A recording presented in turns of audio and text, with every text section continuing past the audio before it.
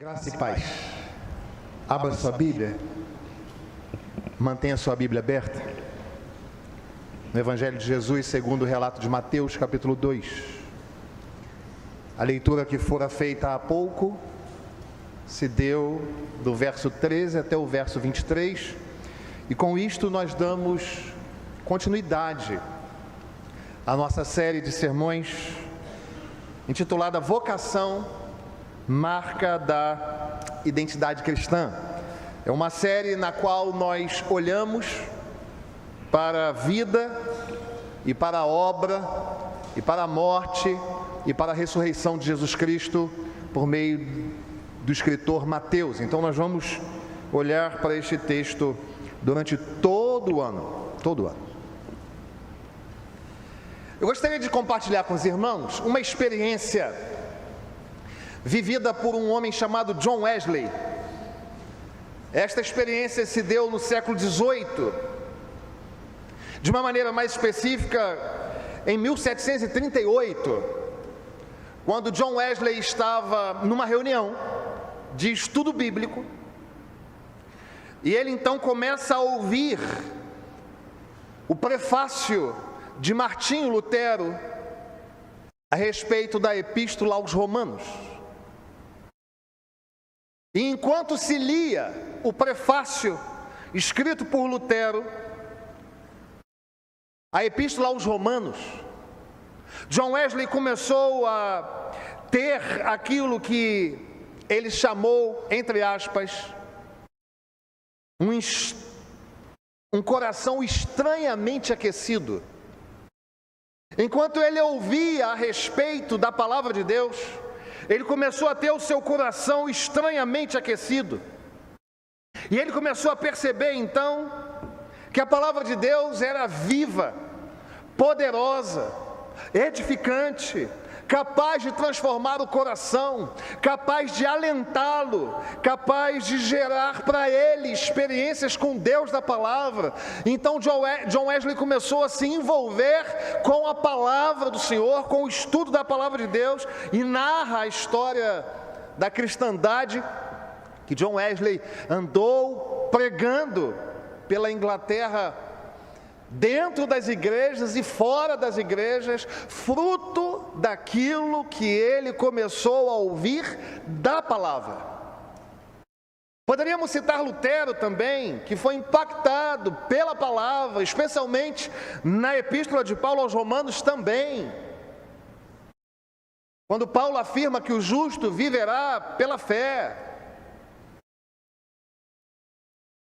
Quando Paulo aos Romanos elabora a respeito da graça salvadora, isto impactou e impacta uma infinidade de irmãos ao redor do mundo, em toda a história. E o texto que nós lemos é um texto que se encontra no Evangelho, segundo o relato de Mateus, que é escrito especialmente para o povo judeu, e que não poucas vezes Mateus usa uma expressão para dar credibilidade, para dar veracidade àquilo que ele está falando de Jesus Cristo. E a expressão é como está escrito, como foi mencionado. É como se Mateus, escrevendo para os judeus, estivesse dizendo que tudo aquilo que o Antigo Testamento falava se cumpre agora em Cristo. E de fato é isso que nós queremos. E o texto então conta, o texto que fora lido há pouco, conta exatamente o momento posterior àquele que nos serviu de base para a reflexão no domingo próximo passado, que foi quando os magos, os sábios, chegam à presença do Senhor, o adoram, voltam por um outro caminho, advertidos pelo próprio Deus. E agora então nós vemos no texto que lemos, que o Senhor fala a José por meio de um sonho: pega a sua família e vai para o Egito. E isto se dá conforme o que está escrito nas profecias. Logo em seguida, o Senhor fala a ele de novo: depois de estar no Egito, você vai ficar aí. Porque Herodes mandou matar todas as crianças abaixo de 2 anos, intentando, segundo o pensamento de Herodes, contra o Senhor Jesus. E logo depois da morte de Herodes, o Senhor fala a José: sai daí e volta. Saia do Egito e volta. E diante deste texto, mais uma vez, nós somos lembrados do poder, da excelência, da assertividade, da correção, da clareza da palavra de Deus. Nós vemos que o livramento do Senhor Jesus Cristo, o livramento de José e de Maria, ele se dá por causa da palavra, porque o Senhor se manifesta claramente a José dizendo: sai daí, volta para lá, espera aqui até Herodes morrer. E diversas vezes essa expressão está escrito para que se cumprisse a Escritura, para que se cumprisse o que foi dito pelo profeta. Estas expressões são repetidas em Mateus. E estas expressões trazem ao nosso coração a excelência da palavra de Deus. E eu gostaria de compartilhar com você nesta manhã, ainda que brevemente, a respeito da excelência da palavra de Deus. Sim, nós somos presbiterianos, reformados. Nós nos orgulhamos de dizer que a Bíblia é a nossa única e infalível regra de fé e de prática. Mas isto é de fato experimentado, experienciado na vida? Ou isto é apenas uma declaração que nos ensinaram na classe de novos membros ou na classe de catecúmenos? E nós vivemos a repetir isto, como se de fato ela fosse a única e infalível regra de fé. E juntamente com ela nós temos outras regras de prática para a vida. Será que declarar que a Bíblia é a única e infalível regra de fé e de prática não pressupõe ou não implica mudanças e transformações na nossa forma de agir, de pensar, de falar, de nos relacionar? E eu gostaria de, nesta manhã, compartilhar com você sobre a excelência da palavra de Deus. E eu quero relembrar a cada um dos meus amados irmãos que a palavra de Deus orienta. E nós vemos claramente no verso 13: tendo eles partido, eis que apareceu um anjo do Senhor a José em sonho, e disse: dispõe-te, toma o menino e sua mãe, e foge para o Egito, e permanece lá até que eu te avise, porque Herodes há de procurar o menino para o matar. A palavra do Senhor orienta. A palavra do Senhor não apenas fez isto com José e com a sua família, a palavra do Senhor faz isto comigo e com você hoje, no século 21. A palavra do Senhor continua a nos orientar, a jogar luz no nosso caminho. A palavra do Senhor continua a mostrar a nós aquilo que deve ser feito, falado, pensado, sentido. A palavra do Senhor continua orientando as nossas relações, o nosso modo de ser, em quem confiar, diante de quem nos humilhar. A palavra do Senhor faz isso comigo e com você. Pastor, mas eu não creio nisto. Azar o seu, amado. Porque a ciência não está dando conta.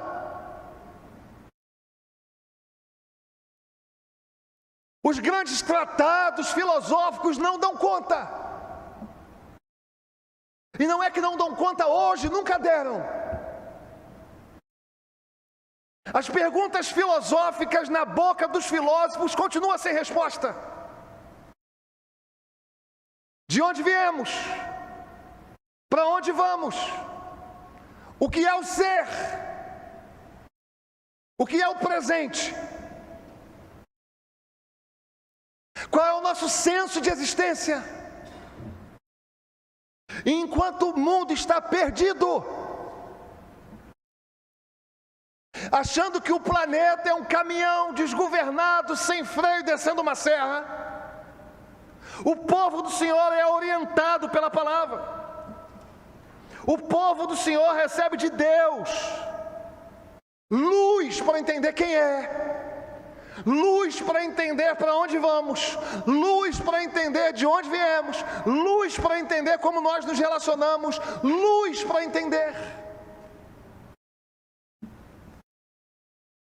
O Salmo 119, no verso 105, está escrito: lâmpada para os meus pés é a tua palavra e luz para o meu caminho.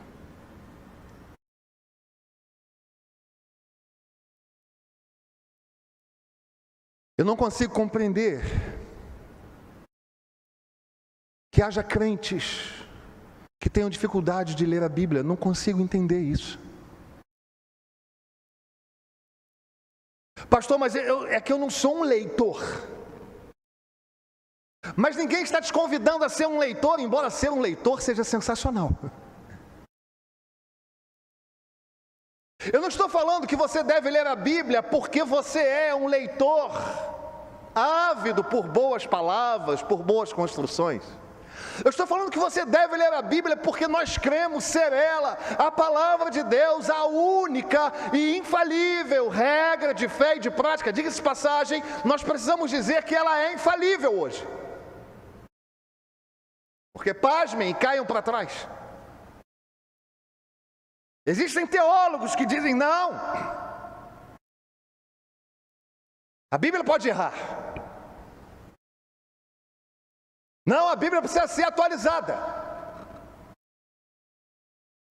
Mas nós cremos na inerrância da palavra, porque cremos naquilo que Paulo escreveu a Timóteo, na segunda epístola, no capítulo 3, versos 16 e 17. O útil é a palavra.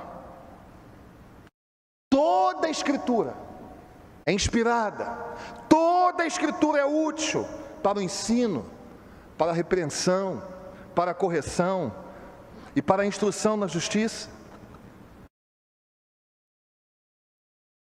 Se você não sabe o que fazer, se você chegou aqui de manhã, acordou neste primeiro dia da semana, sem saber o que fazer, coloque-se de joelhos, clame ao Senhor por iluminação do Espírito Santo e leia a sua Bíblia, porque o Senhor, Deus da história, vai falar com você. O Salmo 19, no verso 7, diz o seguinte: a lei do Senhor é perfeita e restaura a alma. A lei do Senhor é perfeita e restaura a alma. Chegou aqui abatido, entristecido, arrebentado pela vida, cambaleante com os golpes da existência. A palavra do Senhor é perfeita e se alimentar dela vai restaurar a sua alma. A palavra do Senhor orienta. Eu quero desafiar você a ler a Bíblia.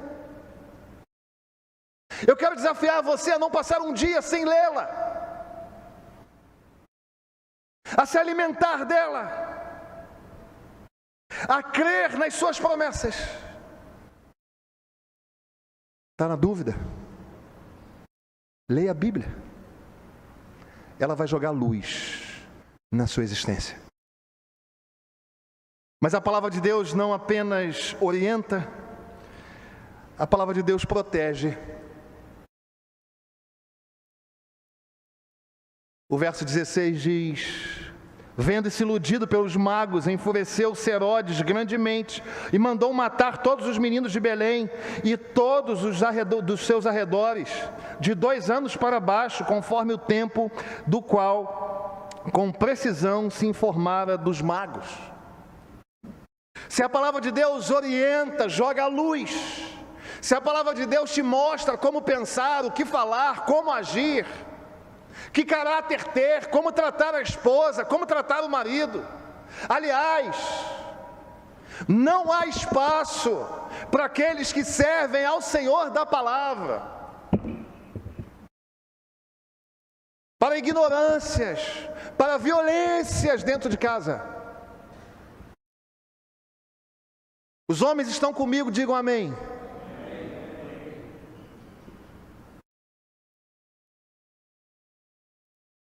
Opressões as mais diversas. Isto deve haver no coração confuso e difuso do ímpio. Um servo de Deus trata a esposa como Cristo amou a igreja. Amém, irmãos?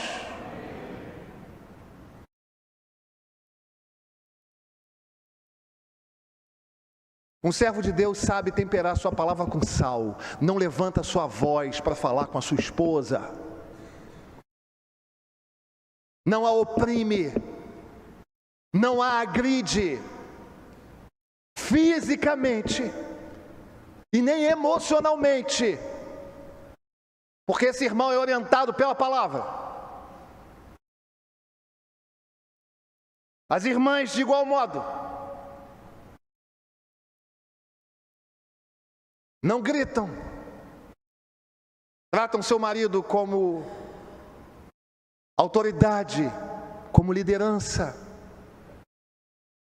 como um homem que a ama, como Cristo amou a igreja. E em dias como os nossos, em que os conceitos de família têm se perdido porque as pessoas estão desorientadas, mas nós somos orientados pela palavra. A palavra de Deus protege, a palavra de Deus livra da morte. Inclusive, o texto sagrado vai dizer que o nosso coração trilha caminhos de morte. É muito comum que as pessoas digam assim: ouça o seu coração. Não vai nessa não, irmão. Furada, hein? Ouça o seu coração, não ouça não. Porque o coração do homem é enganoso. Porque o coração do homem trilha caminhos de morte. É do coração do homem que surgem deuses com D minúsculo. Mas é a palavra do Senhor que nos protege de pecar. É a palavra do Senhor que nos protege de agir pecaminosamente, de cair em erros doutrinários, de acreditar em qualquer coisa que se diga por aí. Não quero aqui dar exemplos, embora sejam muitos. Existem umas coisas que a gente ouve, que supostamente acontecem em ambientes da religião cristã, que você fala: meu Deus, onde está isso na palavra? Ah, pastor, mas o povo gosta. Não interessa o que as pessoas gostam, o que interessa é o que o nosso Deus gosta. Estar na palavra nos protege e nos isenta e nos afasta de um pecado cultico, inclusive. Já há algum tempo existem pessoas que acham ser possível nós regredirmos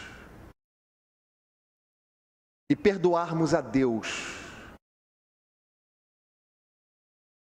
Eu fico pensando quantos equívocos há só nesta oração, só nesta frase.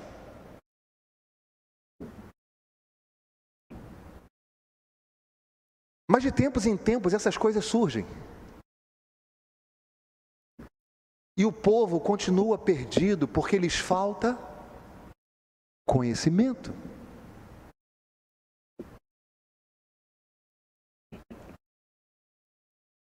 A Bíblia é a palavra de Deus. É por isso que Paulo, aos Efésios, no capítulo 6, no verso 17, vai dizer que ela é o capacete da salvação. É por meio da palavra que nós não somos assaltados na nossa mente. Mas não apenas o capacete, a espada, que é a palavra. Nós precisamos nos proteger, irmãos, com a palavra. Já te fizeram uma proposta que fere a palavra, embora socialmente seja muito aceitável, seja até o melhor a ser feito. Já te fizeram essa proposta?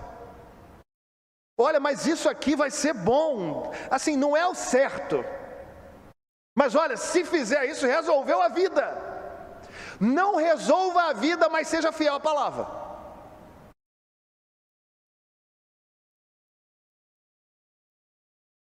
Cada palavra de Deus é comprovadamente pura. Ele é o escudo para quem nele se refugia. Isso é o que está escrito em Provérbios, capítulo 30, no verso 5.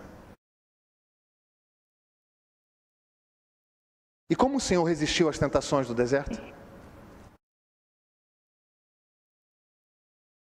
O Senhor não resistiu às tentações do deserto fazendo campanha de libertação. O Senhor não resistiu às tentações do deserto caminhando de joelhos. O Senhor não resistiu às tentações do deserto com outras manifestações culticas. O Senhor resistiu com está escrito. Se está na palavra de Deus, você está protegido. Se você está fora da palavra de Deus, você está exposto.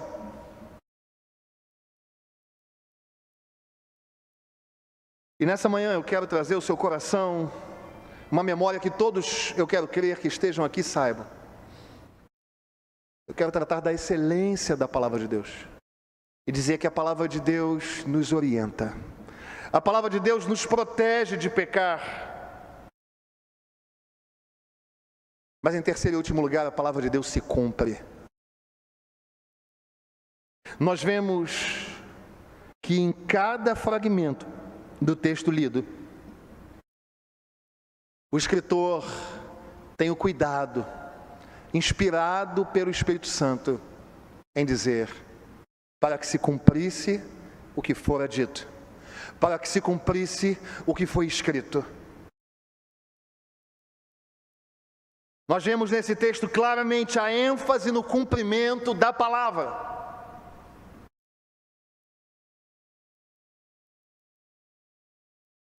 Paulo aos Romanos, no capítulo 4, no verso 21, a palavra de Deus vai dizer, estando plenamente convencido de que Ele é poderoso para cumprir o que havia prometido. Você e eu vivemos com a certeza de que Ele cumpre as suas promessas? Ou nós vivemos com a certeza de que pertencemos à catedral? Ou nós vivemos com a certeza de que sou crente desde que nasci? Ou nós vivemos com a certeza de que meus pais eram crentes e me criaram na igreja? Porque se você e eu crermos que esta palavra de Deus é sim inerrante e que ela tem poder em si para ser cumprida, porque o mesmo Deus que promete é aquele Deus que faz cumprir todas as coisas, então eu e você estamos descansados neste domingo pela manhã. As nossas agonias e as nossas preocupações são minimizadas. As nossas aflições e as nossas angústias são arrefecidas, porque nós sabemos que existem promessas sobre mim e sobre você e sobre a igreja do Senhor.